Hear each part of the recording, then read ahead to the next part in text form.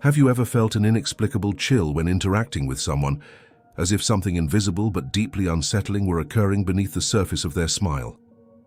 Carl Jung, one of history's most brilliant psychologists, discovered an alarming pattern during his decades of clinical work.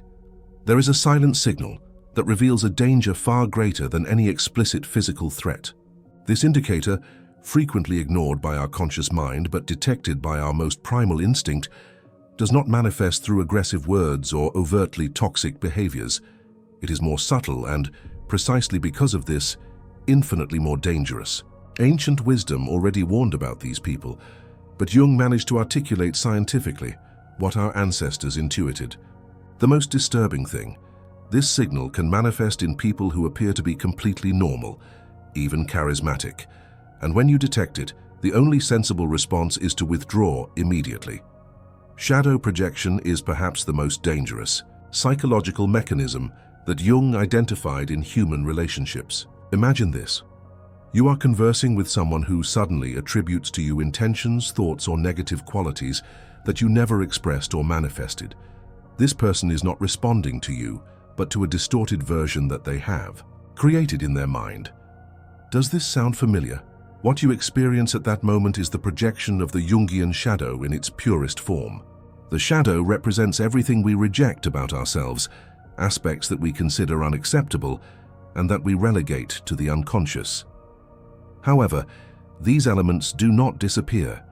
They simply remain outside our conscious vision, accumulating energy in the depths of our psyche.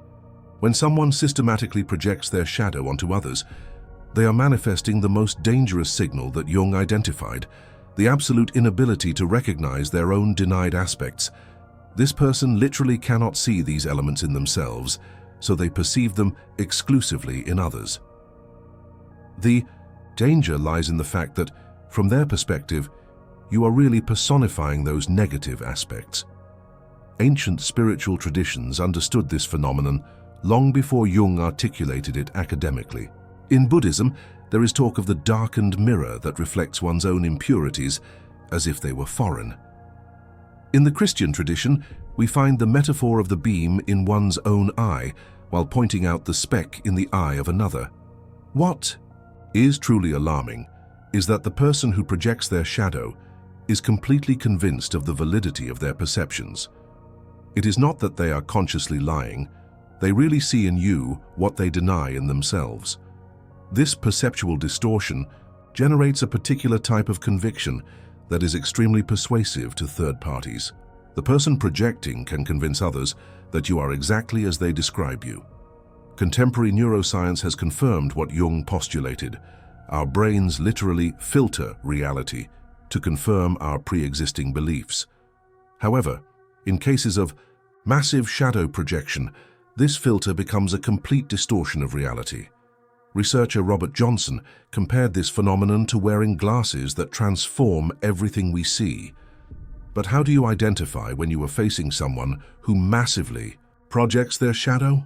The revealing signal appears when you perceive a disconnection between what this person says about you and your internal experience. They accuse you of motivations that you have never had, or attribute to you emotions that you have not experienced. And the most disturbing thing, they do it with absolute certainty, immune to any contrary evidence. What is really happening when you experience this? You are facing the external manifestation of an internal war.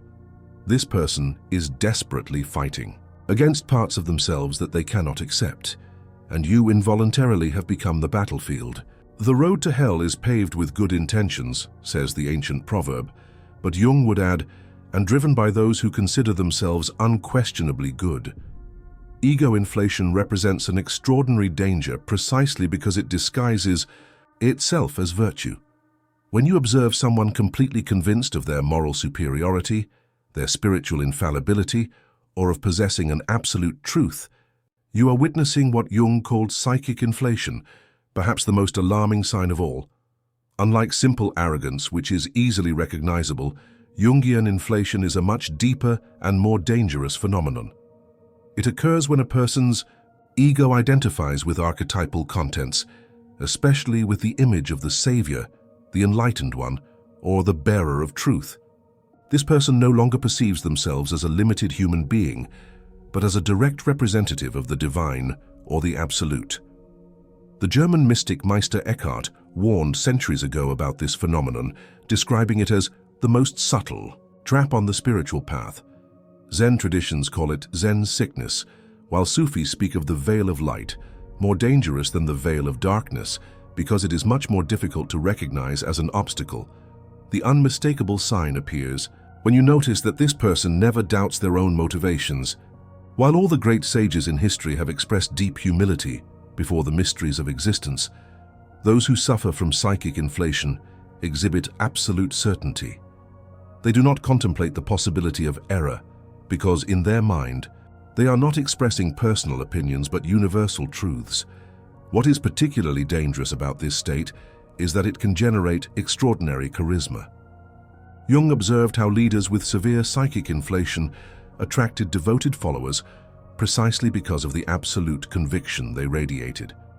This certainty satisfies our deep human need for security and definitive answers in a world of uncertainties. The Chilean psychologist Claudio Naranjo, a student of spiritual traditions, pointed out that the spiritual ego is the most refined and difficult to detect. An ordinary ego proclaims, "I am important." An inflated ego proclaims, "I am a channel of the supreme good." This subtle difference explains why so many people are drawn to potentially dangerous individuals who nevertheless appear to be spiritually elevated. How to recognize psychic inflation in someone? Observe their reaction to criticism or disagreement. The person with ego archetypal inflation does not process questioning as useful information, but as an affront to the cosmic order itself. They interpret any opposition not as a legitimate human disagreement, but as resistance to the good, the truth, or the divine that they represent. Jung warned that this state represents a danger not only to others, but mainly to the one who experiences. Thus, the identification of the small ego with transpersonal contents subjects the psyche to unbearable tension that eventually demands compensation. The greater the inflation, the more dramatic the collapse when the denied aspects finally emerge. What could be more unsettling than someone who shows you exactly what you expect to see at all times and circumstances? Jung discovered a disturbing pattern in certain individuals, a social adaptation so perfect that it eliminates any roughness, contradiction, or human spontaneity. This impeccable mask, or persona, a term Jung took from the Greek theater, represents a warning sign that our instincts detect long before our conscious mind can articulate it. Total identification with the persona constitutes an extraordinary psychological danger because it indicates a complete dissociation between the external image and the inner being. The individual has sacrificed their authenticity on the altar of social acceptance, creating a facade so elaborate that even he himself has forgotten what exists behind it. As the poet Fernando Pessoa expressed, "The danger is not in the mask, but in forgetting that it is a mask." Eastern contemplative traditions have pointed out this phenomenon for millennia. In Zen Buddhism, there is talk of the original face before birth, that essential authenticity that exists beyond our social constructions. Taoist masters warned about the danger of polishing the surface so much that the substance wears away. Jung simply translated these ancient observations into the language of modern psychology. The warning sign arises when you perceive a strange sense of artificiality in interactions with someone, even though their behavior is technically impeccable. This person always knows what to say, how to act, what facial expressions to adopt, but all of this lacks the unpredictability and inconsistencies inherent in authentic humanity. As the Jungian analyst James Hollis pointed out, excessive perfection in social adaptation often indicates a proportional emptiness in inner life. Contemporary neuroscience has identified a fascinating phenomenon related to this dynamic. Our brains are equipped with mirror neurons that detect subtle incongruities between the verbal, facial, and bodily expressions of others. When someone's social mask is completely divorced from their inner reality, these neurons generate a warning signal that we experience as an inexplicable feeling of unease or distrust. The real danger lies in what this extreme dissociation hides. When someone has invested all their psychic energy in maintaining a perfect external image, the rejected aspects of the personality do not simply disappear, they accumulate in the unconscious, forming what Jung called the shadow. And the more rigid the persona, the more chaotic and potentially destructive their shadow will be when it inevitably emerges. Marie-Louise von Franz, a close collaborator of Jung, observed that those who present a perfect social adaptation often experience episodes of shadow eruption, moments where all the repressed energy explodes in unpredictable and potentially destructive ways. This dynamic explains why frequently the apparently most perfect people are capable of surprisingly destructive acts. Complete identification with the social persona represents, in Jung's words, a betrayal of the self, an abandonment of authentic individuality in favor of an artificial construction. And like all deep betrayal, it eventually takes its psychological toll. Imagine you are conversing with someone and suddenly you perceive a subtle but profound change. The same person physically, but something fundamental has changed in their gaze, in their energy, in the quality of their presence, as if something ancient and transpersonal were manifesting through them. This unsettling experience, which many traditional cultures recognized as a form of possession, was conceptualized by Jung as archetypal possession, perhaps the most alarming sign we can detect in another human being. Archetypes, according to Jung, are primordial patterns of the human collective psyche, structuring forces of our experience that contain both luminous and shadowy aspects. When an archetype possesses a person's consciousness, they lose their individuality and become a channel for transpersonal energies that far exceed their capacity for integration. Shamanic traditions of various cultures perfectly understood this phenomenon. Anthropologist Mircea Eliade documented how shamans differentiated between controlled states of channeling and dangerous states of possession where individual identity was completely subsumed. Christian mysticism spoke of discernment of spirits as the essential ability to distinguish beneficial psychic influences from those potentially destructive. The warning sign arises when you perceive that someone has lost normal psychological flexibility, becoming rigidly identified with a single archetypal pattern. It may be the unquestionable savior, the relentless warrior, the perpetual victim, the infallible judge. The specific archetype matters less than the complete identification with it. Revealing indicators include a strange glow in the eyes, a monolithic quality in speech, and a peculiar feeling that the person is no longer completely present in the ordinary sense. As Jungian analyst Robert Moore pointed out, you are not relating to a complete human personality, but to an archetypal fragment that has usurped control of consciousness. Modern neuropsychology has identified altered states of consciousness where certain brain areas associated with personal identity show reduced activity, while areas linked to transpersonal experiences are intensely activated. These states, valuable in controlled ritual contexts, can be extremely dangerous when they occur spontaneously without the appropriate container. What is particularly alarming is that the person possessed by an archetype experiences an extraordinary sense of certainty and purpose. The ambiguity of ordinary consciousness disappears, replaced by an absolute conviction that can be extremely persuasive to others. Jung observed how political and religious leaders in states of archetypal possession could catalyze mass movements precisely because of this quality of superhuman certainty. The fundamental danger lies in the fact that archetypes, as primordial patterns of the collective unconscious, contain extreme polarities. The same archetype of the savior contains both the potential for redemptive compassion and destructive fanaticism. When a person becomes completely identified with an archetype, they will inevitably manifest its darkest aspects, often without any awareness of the contradiction.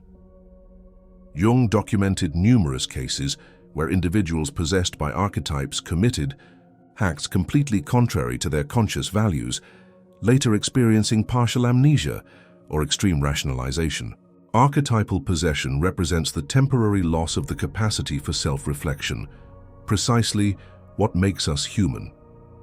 There is a psychological phenomenon so disturbing that when you recognize it in someone, you understand that you are witnessing a genuine tragedy in development.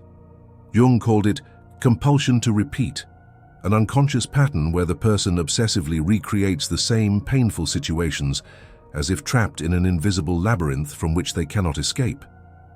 This signal, when we clearly detect it in another, warns us that we are facing an extraordinary danger, being involved in a psychological drama that does not belong to us.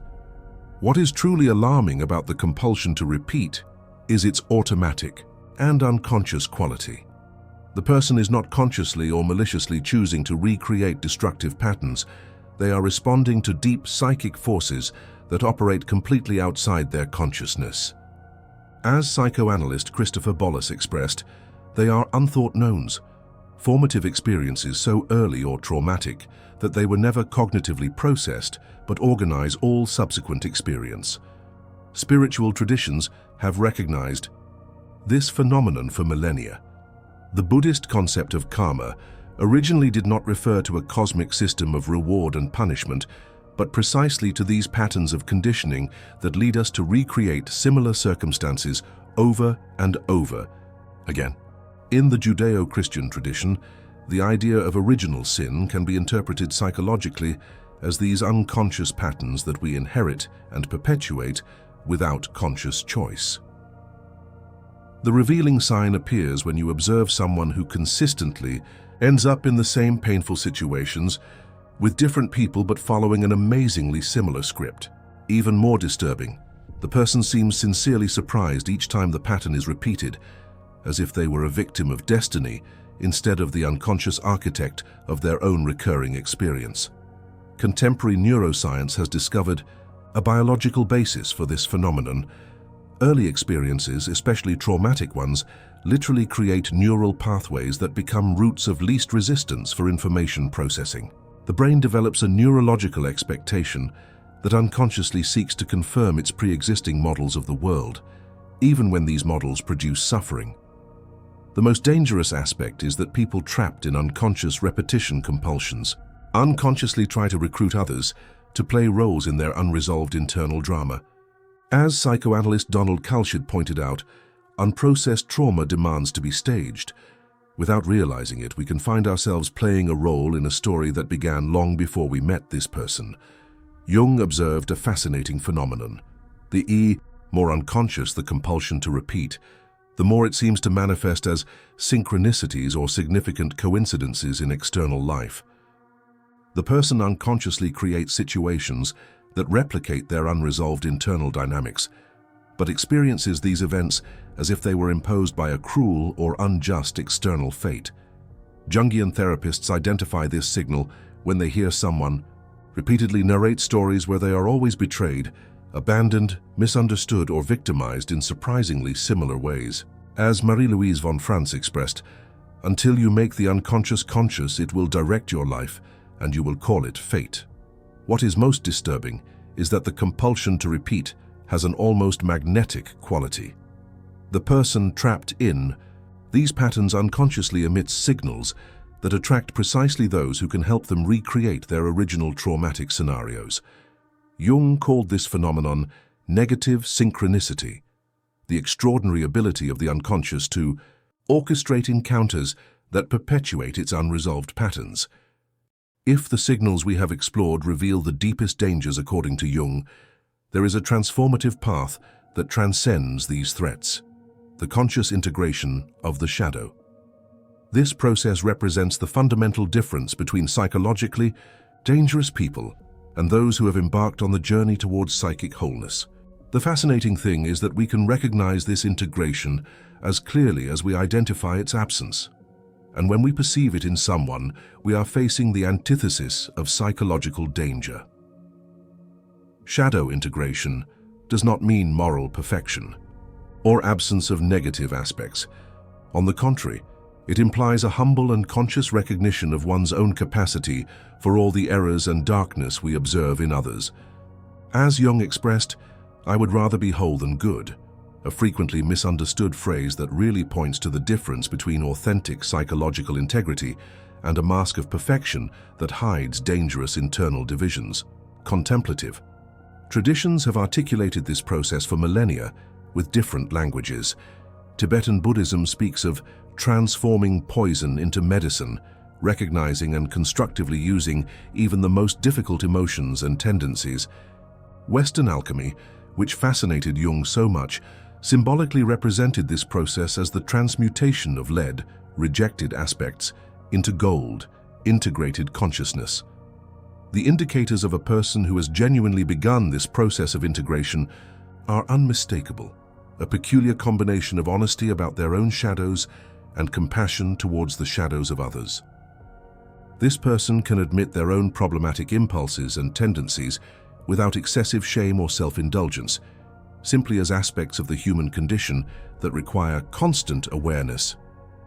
Contemporary neuroscience has confirmed that this integration process has observable neurophysiological correlates. Researchers like Daniel Siegel have documented how the integration of previously dissociated aspects of experience literally creates new neural connections between different brain regions, particularly between primitive emotional centers and prefrontal areas associated with self-reflection. What is truly transformative about this process is that, paradoxically, consciously recognizing our most difficult aspects dramatically decreases the likelihood of unconsciously acting them out. As Jungian analyst Robert Johnson observed, what we deny does not disappear. It simply emerges in forms over which we have less control. Conscious integration transforms potentially destructive psychic energy into available creative force. The person who has genuinely initiated this inner work exhibits a unique quality, the ability to see the world in shades of gray instead of absolute black and white. They do not rigidly divide between good and bad, recognizing universal human complexity. As Jungian psychologist James Hollis pointed out, psychological maturity begins when we abandon the fantasy of our absolute innocence. Authentic spiritual teachers throughout history have embodied this integration. The Dalai Lama can speak openly about his moments of anger. Teresa of Avila recognized her periods of spiritual aridity. The Sufi mystic Rumi wrote poetically about his internal contradictions. This radical honesty contrasts dramatically with the artificial perfection of those who are dissociated from their shadows. The most reliable indicator of integration in process is a peculiar combination of genuine humility, not false modesty, and authentic authority, not authoritarianism. The integrated person does not need to proclaim their goodness or wisdom because they have transcended the need for an immaculate self-image. As Zen master Shunryu Suzuki expressed, "In the beginner's mind, there are many possibilities, but in the expert's, there are few." Before we say goodbye, have you recognized any of these signals in important people in your life, or more importantly, have you detected aspects of these patterns in yourself? If this message touched your heart, write in the comments, "Consciousness is the first step towards transformation." Don't forget to share this content with those who need to awaken to the unconscious patterns in their relationships, activate the bell, and subscribe for more explorations of the fascinating Jungian universe. Until the next video.